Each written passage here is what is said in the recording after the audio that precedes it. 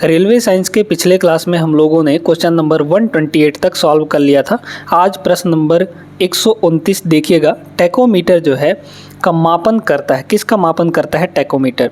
तो टैकोमीटर हमेशा आप लोग याद रखिएगा कि जो टैकोमीटर है वो गतिपालक चक्र यानी फ्लाई व्हील की घूर्णात्मक चाल का माप करता है, यानी कि कितने स्पीड से कोई ऑब्जेक्ट घूम रहा है अपने एक्सिस पर, है ना। तो उसका स्पीड मापता है। अब स्पीड मापता किस में है? आरपीएम में मापता है। आरपीएम यानी रिवॉल्यूशन पर मिनट। आरपीएम यानी रिवॉल्यूशन पर मिनट, यानी कि चक्र प्रति मिनट। 1 मिनट में कितने चक्कर वो लगा लेता है, अपने एक्सिस में कितने चक्कर घूम जाता है, इसको वो मापता है। समझ में आ गया? ठीक है, तो इसका आंसर ऑप्शन नंबर डी हो जाएगा। आगे चलिए क्वेश्चन नंबर 130 पर वही चीज़ है। टैकोमीटर का प्रयोग क्या मापता है? तो चक्र प्रति मिनट मापता है, यानी आरपीएम मापता है। आगे देखिएगा, मल्टीमीटर में होता है। तो मल्टीमीटर इसका नाम ही है मल्टीमीटर, यानी कि मल्टीटास्किंग करता है, बहुत सारी चीज़ों को ये मापता है। क्या क्या मापता है? ये करंट भी माप लेता है, ये वोल्टेज भी माप लेता है, ये प्रतिरोध भी माप लेता है, यानी रेजिस्टेंस भी माप लेता है, और ये कंटिन्यूटी भी चेक कर सकता है, यानी कि कोई तार बीच में कहीं कटा तो नहीं है, ये भी चेक कर लेता है। समझ में आ गया? आजकल हम लोग डिजिटल मल्टीमीटर का यूज़ करने लगे हैं, है ना। हिंदी में इसको बहुमापी बोला जाता है। तो ऑप्शन नंबर डी इसका होगा। वोल्ट मीटर का काम भी करता है, करंट मीटर का भी काम करता है, और ओम मीटर का भी काम करता है। ओम जो होता है ये रेजिस्टेंस का एसआई यूनिट होता है, आप सभी को पता है ना। करंट का एसआई यूनिट एम्पियर होता है, समझ में आ गया। और वोल्टेज का यहाँ पे एसआई यूनिट वोल्ट होता है। क्लियर है ये बातें सारी चीज़ें? आगे चलिए 132 पर। ठीक है, बहुत सिंपल सा प्रश्न है ये, अगर आप ध्यान से देखेंगे तो। रिक्टर पैमाने के बारे में निम्नलिखित में से क्या गलत है ना। इसे 1935 में चार्ल्स रिक्टर और गुटेनबर्ग द्वारा विकसित किया गया था। अगर आप इसके बारे में श्योर नहीं हैं तो आगे बढ़िए। ठीक है, यह एक लघुगणकीय पैमाना है। लघुगणकीय का मतलब होता है लॉगरिथमिक। हाँ, ये एक लॉगरिथमिक पैमाना है, लॉगरिथमिक स्केल है। इसे भूकंप मापी के द्वारा नापा जा सकता है। तो ये बिल्कुल सही बात है। ठीक है, रिक्टर पैमाने में 8-9 की तीव्रता का अर्थ हल्का भूकंप है? बिल्कुल नहीं, बिल्कुल भी नहीं। 8-9 की तीव्रता का जो भूकंप है वो बहुत ज़्यादा होता है, बहुत ज़्यादा विनाश करता है। 7 से ऊपर गया मतलब बहुत ज़्यादा विनाश करेगा। ठीक है, तो ये गलत है, क्योंकि यहाँ पे बोला गया ना हल्का भूकंप होता है। नहीं, हल्का भूकंप नहीं होता है, हल्का फुल्का नहीं होता है। तो ये आपका गलत है, बाकी सारे के सारे यहाँ पे सही हैं। मतलब ऑप्शन नंबर डी जो है ये करेक्ट जवाब होगा। निम्नलिखित में से क्या गलत है? तो यही वाला गलत है। समझ में आ गया? आगे चलिए देखिएगा, यहाँ पे तरल पदार्थ के घनत्व को मापने के लिए किसका विकास किया गया है? तरल पदार्थ के घनत्व को, डेंसिटी को मापने के लिए किसका प्रयोग किया जाता है? तो यहाँ पर घनत्व, तरल पदार्थ का घनत्व मापने के लिए हम लोग दोस्तों हाइड्रोमीटर का यूज़ करते हैं। हाइड्रो का मतलब होता है जल से रिलेटेड, यानी तरल पदार्थों से रिलेटेड, द्रव से रिलेटेड, है ना। तो इससे भी आप लोग समझ सकते हैं हाइड्रोमीटर का यूज़ किया जाता है। बाकी जो है इनका यूज़ हम आपको बताते हैं। आर्द्रता मापी यानी हाइग्रोमीटर, ठीक है, ये हाइग्रोमीटर कहलाता है और ये हाइड्रोमीटर है। हाइग्रोमीटर क्या करता है? जो हमारे वायुमंडल में आर्द्रता यानी नमी, जो ह्यूमस है, उसके प्रेजेंस को मापता है कि कितना नमी हमारे वायुमंडल में है। तो ये उसके लिए काम करता है। जो ये फेदोमीटर है, फेदोमीटर क्या करता है कि समुद्र की गहराई मापता है। ये क्या करता है? ये हमारा समुद्र की गहराई मापता है। ठीक है, यानी कि डेप्थ। ठीक है, ये क्या करता है? डेप्थ मापता है। और ये जो हिप्सोमीटर है ये समुद्र तल से ऊंचाई मापता है। ये क्या करता है? समुद्र तल से ऊंचाई मापता है, हाइट मापता है, वो भी समुद्र तल से। समझ में आ गया बात? ठीक है ना। तो चारों के बारे में आप लोग समझ गए होंगे। 134 देखिएगा, पानी के अंदर की वस्तुओं का पता लगाने के लिए किस यंत्र का, किस इंस्ट्रूमेंट का प्रयोग किया जाता है? लेज़र का प्रयोग नहीं करते हैं, रडार का प्रयोग नहीं करते हैं, स्कूबा का प्रयोग नहीं करते हैं, सोनार का प्रयोग करते हैं। सोनार का फुल फॉर्म होता है साउंड एंड नेविगेशन रेंजिंग। ठीक है, सोनार, साउंड नेविगेशन एंड रेंजिंग, ये होता है उसका फुल फॉर्म, है ना। साउंड नेविगेशन एंड रेंजिंग ये होता है। सोनार का यूज़ किया जाता है। सोनार करता क्या है? तो सोनार जो है अल्ट्रासाउंड्स भेजता है। सोनार जैसे समुद्र तल है, यहाँ पे हम आपको समझा देते हैं, ये जैसे समुद्र तल है ना, यहाँ पे एक बोट है जिसमें सोनार लगा हुआ है और नीचे इस पानी की गहराई में कोई वस्तु यहाँ पर है, तो यहाँ से ये सोनार भेजेगा क्या? अल्ट्रासाउंड्स। ये अल्ट्रासाउंड्स आती हैं और इस वस्तु से टकरा के वापस पहुँच जाती हैं इसके पास, जिस रिफ्लेक्टेड वेव को ये सेंस करता है और ये पता लगा पाता है कि कितने अंदर हमारा वस्तु प्रेजेंट है। ठीक है, तो ये होता है सोनार का टेक्निक। आपका इसमें लिखा गया है, अल्ट्रासोनिक वेव्स जनरेटर द्वारा पानी के अंदर भेजे जाते हैं जो वस्तु से टकराकर परावर्तित होते हैं और जनरेटर के रिसीवर द्वारा रिसीव कर लिए जाते हैं, जिससे पानी के अंदर वस्तु की स्थिति पता चल पाती है। अब लेज़र का क्या यूज होता है, इसको भी ज़रा समझिएगा। इसकी खोज टी.एस. मेनन 1960 में किए थे। लेज़र का फुल फॉर्म होता है light amplification by simulated emission of radiation का संक्षिप्त रूप है। इसका उपयोग शल्य चिकित्सा में किया जाता है, धातुओं को जोड़ने एवं काटने में यूज किया जाता है और युद्ध में दुश्मनों के हथियार को नष्ट करने में किया जाता है लेजर का यूज। ठीक है, अगला है हमारा रडार। रडार का यूज क्या होता है? रडार का फुल फॉर्म होता है रेडियो डिटेक्शन एंड रेंजिंग। ये लड़ाई वगैरह में हमेशा यूज होता है। लड़ाई वगैरह में कैसे यूज होता है? जैसे किसी दुश्मन के फ्लाइट्स को पता करना है ना, जो लड़ाकू विमान है उनको पता करना है, तो रडार से पता कर सकते हैं हम लोग। समझ में आ गया? ऊंचाई में, ठीक है, वायुयान की दिशा हो गया, ऊंचाई को ज्ञात किया जाता है इससे। स्कूबा क्या होता है? इसका उपयोग गोताखोरों द्वारा, जो डाइविंग करते हैं ना, समुद्र के अंदर गोता लगाते हैं, पानी के अंदर सांस लेने के लिए किया जाता है। स्कूबा का फुल फॉर्म होता है self contained under water breathing apparatus का संक्षिप्त रूप है। वो पहन के वो लोग सब जाते हैं, उसको स्कूबा कहते हैं। आप लोग सुने होंगे स्कूबा डाइविंग, ठीक है, तो पानी के अंदर वो छलांग लगाते हैं, तो वो है सांस लेने के लिए जो टेक्निक होता है उसका यूज़ किया जाता है। जहाज़ों में क्या, इसका देखिएगा, जहाज़ों में क्या मापने के लिए इको लोकेशन का उपयोग किया जाता है? क्या मापने के लिए इको लोकेशन? ठीक है, इको लोकेशन जो संबंधित है वो है संबंधित है आपके सोनार से। जहाज़ों में इको लोकेशन का उपयोग पानी की गहराई मापने के लिए किया जाता है। इको लोकेशन का सिद्धांत सोनार के सिद्धांत के ही समान है। इको लोकेशन क्या करता है कि एक साउंड को नीचे भेजता है और वो साउंड समुद्र की गहराई से, जो उसका सतह है नीचे वाला, उससे टकरा के वापस आता है और फिर पता चलता है कि पानी कितना गहरा है ना। तो ऑप्शन नंबर सी इसका करेक्ट जवाब हो जाएगा। चलिए अगला प्रश्न देखिए। यहाँ पे दूध के घनत्व को निर्धारित करने के लिए कौन सा उपकरण उपयोगित है? तो इसमें हम लोग लैक्टोमीटर का यूज़ करते हैं। ठीक है, ये ऑप्शन नंबर बी हो जाएगा। ठीक है, लैक्टोमीटर का यूज़ करते हैं। हाइड्रोमीटर हमने आपको बता दिया था। हाइड्रोमीटर होता है पानी का घनत्व मापने के लिए, है ना, कोई भी द्रव है उसका अपेक्षित घनत्व मापने के लिए हम लोग हाइड्रोमीटर का यूज़ करते हैं। बैरोमीटर जो है ये वायुमंडलीय दाब यानी एटमॉस्फेरिक प्रेशर मापने के लिए यूज़ किया जाता है। और थर्मोमीटर जानते होंगे टेम्परेचर के लिए। ठीक है, आगे देखिएगा। ऑटोमोबाइल में यात्रा की दूरी को मापने के लिए किस उपकरण का यूज़ किया जाता है? आपको हम बता देते हैं कि जो स्पीडोमीटर है ये स्पीड बताता है, लेकिन जो डिस्टेंस या फिर डिस्प्लेसमेंट बताता है वो ओडोमीटर बताता है, यानी ऑप्शन नंबर बी होगा।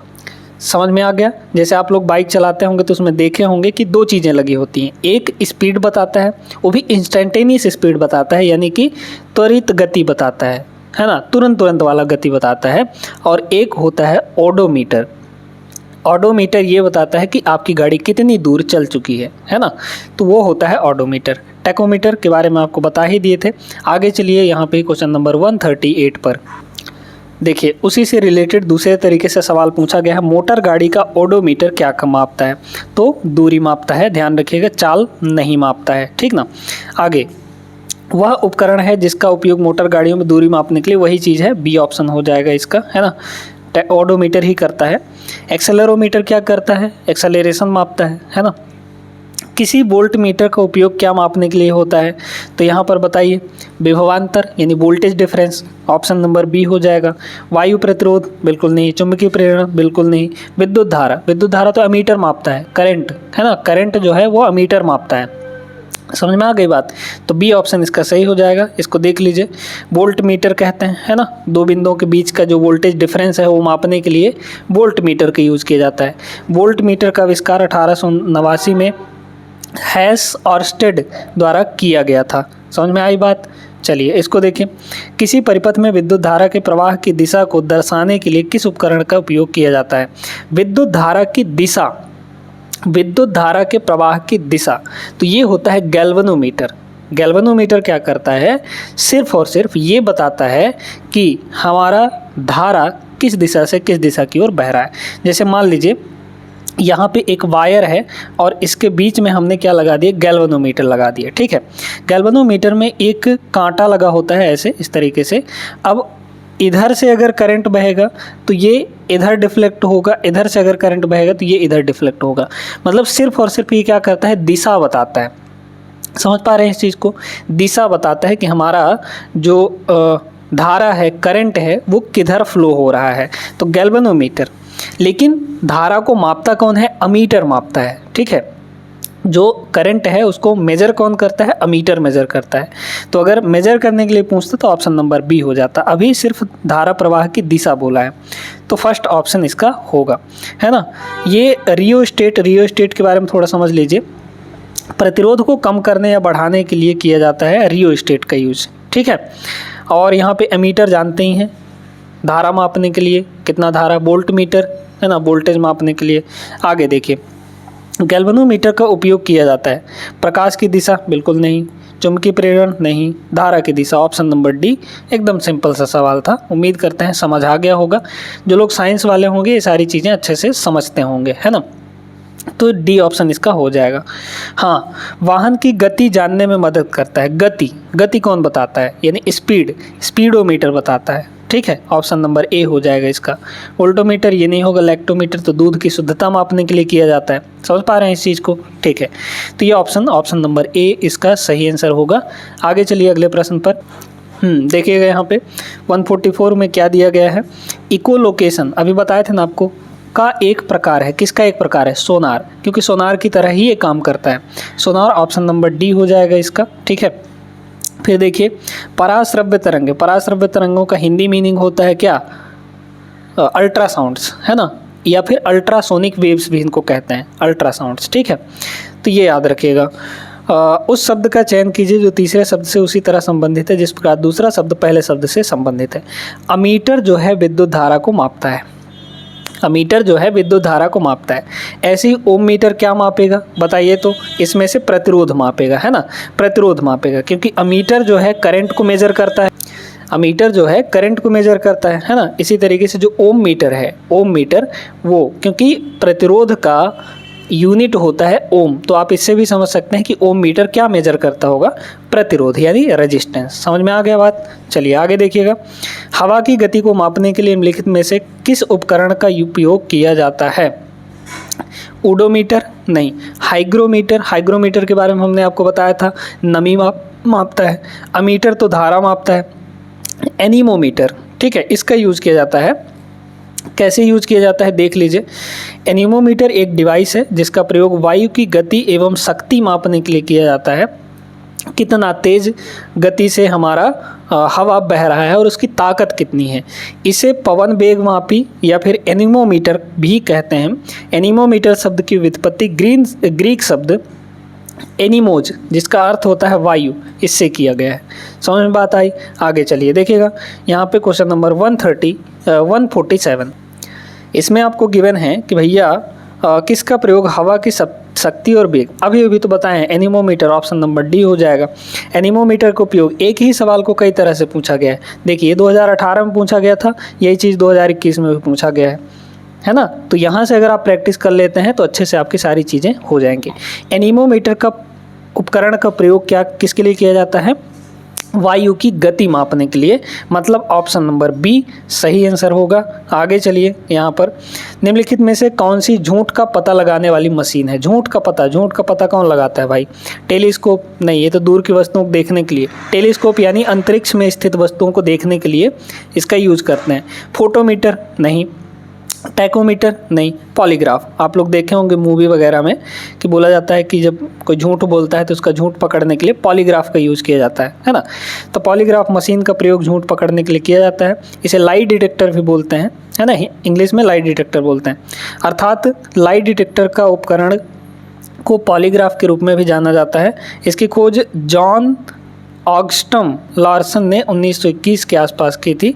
अपराध की जांच करने को नार्को टेस्ट के नाम से जाना जाता है। ठीक है, अपराध की जांच करने को नार्को टेस्टिंग कहते हैं और झूठ पकड़ने के लिए हम लोग पॉलीग्राफ का यूज़ करते हैं। समझ में आई बात है ना? आगे चलिए, देखिएगा सेम क्वेश्चन है। यहाँ पे लाई डिटेक्टर उपकरण को किसके रूप में भी जाना जाता है? तो पॉलीग्राफ, डी ऑप्शन हो जाएगा। भट्टियों जैसे अपेक्षाकृत उच्च तापमान मापने के लिए निम्नलिखित में से किस यंत्र का उपयोग किया जाता है? जो हाई टेम्परेचर हैं, ठीक है, छोटे मोटे टेम्परेचर को थर्मोमीटर माप देता है, लेकिन जो हाई टेम्परेचर है, उच्च तापमान है, उनको मापने के लिए, जैसे भट्टी जहाँ आग जलाया जाता है, भट्टियों की तापमान मेजर करने के लिए हम लोग पायरोमीटर का यूज़ करते हैं। किसका यूज़ करते हैं? पायरोमीटर का यूज़ करते हैं। ऑप्शन बी इसका सही आंसर होगा। आप इसमें देख भी सकते हैं, आग का मापन करते हैं, है ना, कि आग की टेम्परेचर कितनी है। समझ में आ गया? चलिए, तो अब हमारा यहाँ पे अलग टॉपिक स्टार्ट होता है जिसका नाम है फिजिकल क्वांटिटीज़। फिजिकल क्वांटिटीज़ से रिलेटेड हम लोग यहाँ पे प्रश्नों को देखेंगे। आप सभी लोग जानते होंगे कि जो फिजिकल क्वांटिटी हैं वो एक तो फंडामेंटल होती हैं और दूसरी होती हैं डेराइव्ड। ठीक है, पहले क्या होती हैं? फंडामेंटल होती हैं। फंडामेंटल का मतलब मूलभूत, है ना, और दूसरी होती हैं डेराइव्ड।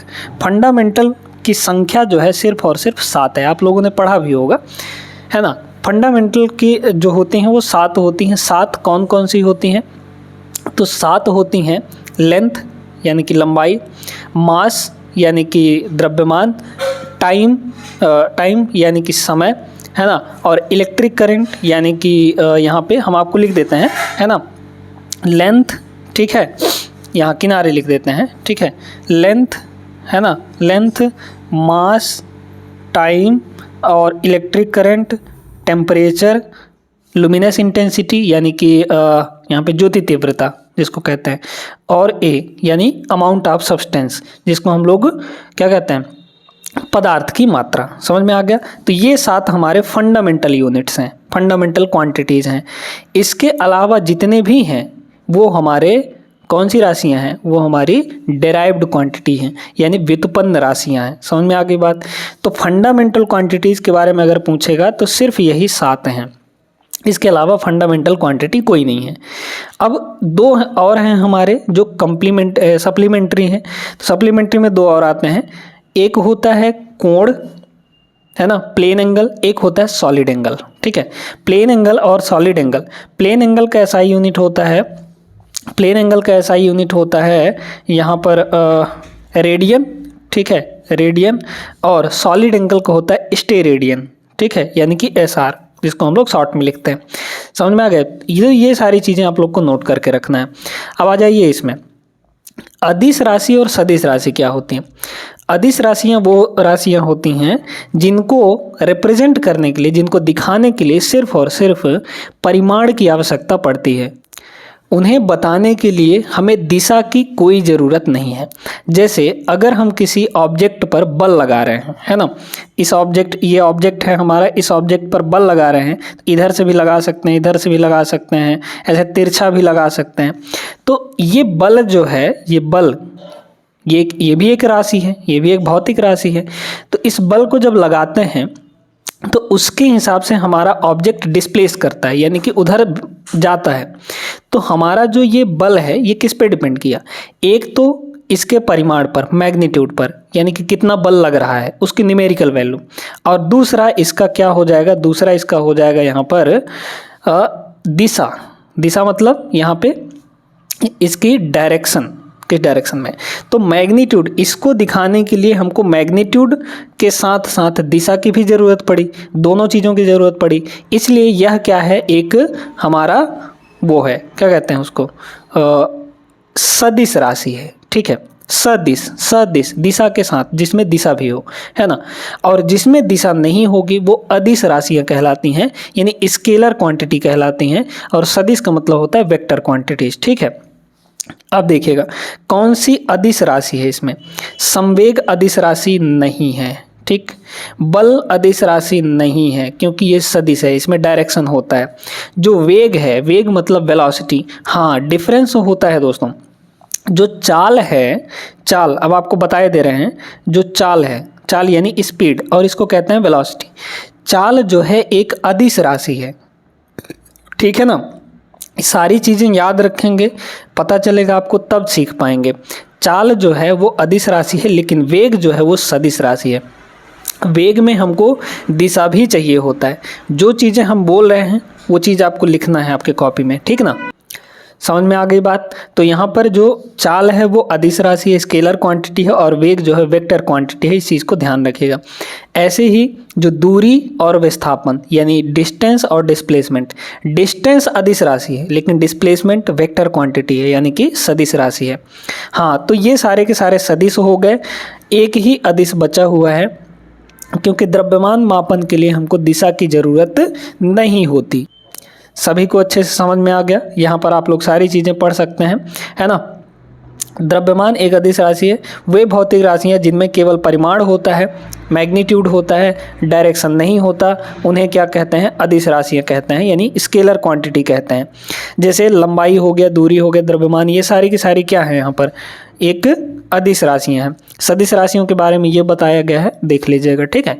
आगे चलिए, देखिए यहाँ पे क्या बोला गया है, खाली स्थान का केवल परिमाण मैग्नीट्यूड है, दिशा नहीं।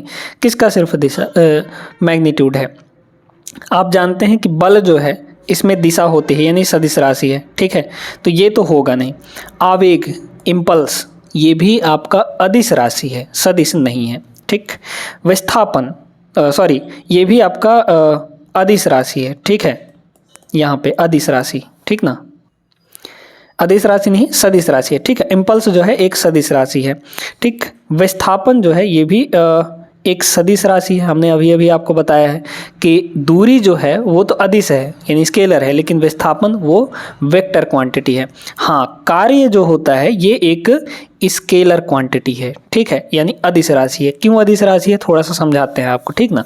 देखिए, जो कार्य होता है ये होता है force into displacement, force into displacement. अब यहाँ पर ये जो डिस्प्लेसमेंट है ये भी एक वेक्टर क्वांटिटी है, फोर्स जो है ये भी वेक्टर क्वांटिटी है। तो यहाँ पे फोर्स और डिस्प्लेसमेंट इन दोनों का स्केलर प्रोडक्ट होता है यानी अदिश गुणनफल होता है। तो जब भी दो वेक्टर्स का स्केलर प्रोडक्ट हो तो जो मिलने वाला क्वांटिटी है वो हमारा स्केलर क्वांटिटी होता है।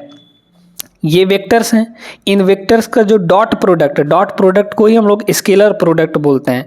तो जो डॉट प्रोडक्ट है वो क्या देगा हमको, एक स्केलर क्वांटिटी निकाल कर देगा। दो वेक्टर का डॉट प्रोडक्ट स्केलर क्वांटिटी देता है यानी वर्क जो है स्केलर क्वांटिटी है, ठीक है, समझ में आ गया। जैसे टाउ है, टाउ का मतलब होता है बलाघूर्ण। ये क्या करता है, ये होता है आर क्रॉस एफ। ये आर क्या है, परपेंडिकुलर डिस्टेंस, ये डिस्प्लेसमेंट, ठीक है। ये हमारा एक स्केलर वेक्टर क्वांटिटी है। एफ जो है फोर्स, ये भी वेक्टर क्वांटिटी है। अब इनका क्रॉस प्रोडक्ट कर रहे हैं। प्रोडक्ट भी वेक्टर्स में दो तरीके का होता है, एक स्केलर एक वेक्टर। तो ये वेक्टर प्रोडक्ट है जिसको हम लोग क्रॉस प्रोडक्ट बोलते हैं। तो जब भी दो वेक्टर्स का वेक्टर प्रोडक्ट करते हैं तो हमको एक वेक्टर क्वांटिटी मिलती है यानी कि सदिश राशि मिलती है। समझ में आई बात। तो ये जो बलाघूर्ण है ये सदिश राशि है। क्लियर है। Option number A is the right answer. आगे चलिए अगले प्रश्न पर। निम्नलिखित में से किसमें केवल परिमाण होता है। परिमाण का मतलब यहाँ पर मैग्नीट्यूड, यानी आपको पूछा गया है यहाँ पर किसके बारे में, स्केलर क्वांटिटी के बारे में। समझ में आ गया। संवेग यानी मोमेंटम ये नहीं है। ठीक है, ये आपका स्केलर क्वांटिटी नहीं है, ये वेक्टर क्वांटिटी है। तो विस्थापन ये भी वेक्टर है, बल ये भी वेक्टर है ना, ये सब के सब। ये जो कार्य है अभी तो बताया हमने कि इसमें परिमाण नहीं होता है, सिर्फ वैल्यू होती है, सिर्फ मैग्नीट्यूड होता है। तो ऑप्शन नंबर सी सही हो जाएगा। आगे देखिए, इनमें से कौन सी राशि सदिश नहीं है? सदिश नहीं है मतलब अदिश होगा, तो अदिश राशि कौन सी है बताइए। यहाँ पे त्वरण, एक्सेलरेशन, ये एक अदिश राशि है दोस्तों, है ना। ये क्या है? एक सदिश राशि, वेक्टर क्वांटिटी है, तो ये तो होगा नहीं। बलाघूर्ण ये भी नहीं होगा, है ना। विस्थापन ये भी वेक्टर क्वांटिटी है। जो शक्ति है, शक्ति मतलब पावर, पावर जो होता है ये वर्क अपॉन टाइम होता है। पावर क्या होता है?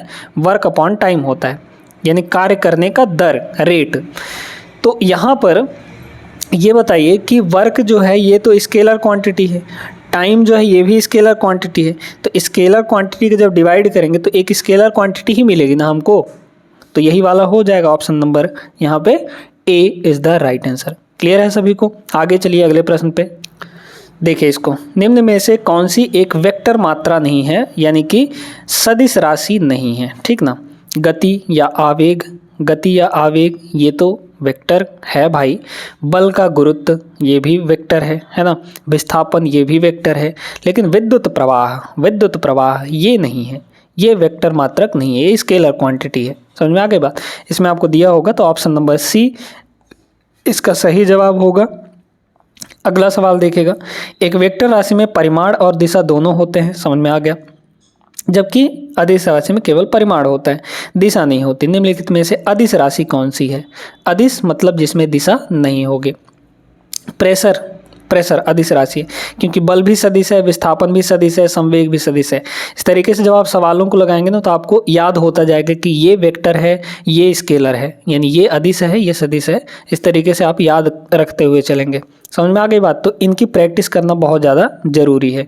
सबसे उचित विकल्प में से चुनें। संवेग में संवेग अब क्या है? एक सदिश राशि है, तो सदिश राशि में परिमाण और दिशा दोनों होते हैं, माना कि ऑप्शन नंबर सी सही आंसर होगा। चलिए, तो आज की क्लास में बस इतना ही। उम्मीद करते हैं कि ये सेशन आपको अच्छा लगा होगा, और इस बुक की PDF अगर आप लोग चाहते हैं तो व्हाट्सएप पे मैसेज ज़रूर करिएगा, ठीक ना। देखिए यहाँ पे आज हमने बहुत सारे प्रश्नों को किया है और बेहतरीन अंदाज के साथ किया है। बाकी अगले क्लासेस में भी ऐसे ही होंगे। उम्मीद करते हैं कि ये सेशन अच्छा लगा होगा। वीडियो अच्छी लगी है तो लाइक कर दीजिए और चैनल को सब्सक्राइब कर लीजिएगा। मैथ्स की भी क्लासेस चल रही हैं और दोनों का प्लेलिस्ट बनाया गया है, लिंक आपको डिस्क्रिप्शन में मिल जाएगा, ठीक है। तो वहाँ पे जाके आप लोग मैथ्स की भी क्लासेस कर सकते हैं। मैथ्स की क्लासेस बहुत सारी हो चुकी हैं, बस 2-4 चैप्टर ही बचे हुए हैं, उनको भी हम लोग कंप्लीट कर लेंगे, ठीक है। उम्मीद करते हैं अच्छे से पढ़ लिए होंगे। जय हिंद, अगले क्लास में मिलते हैं।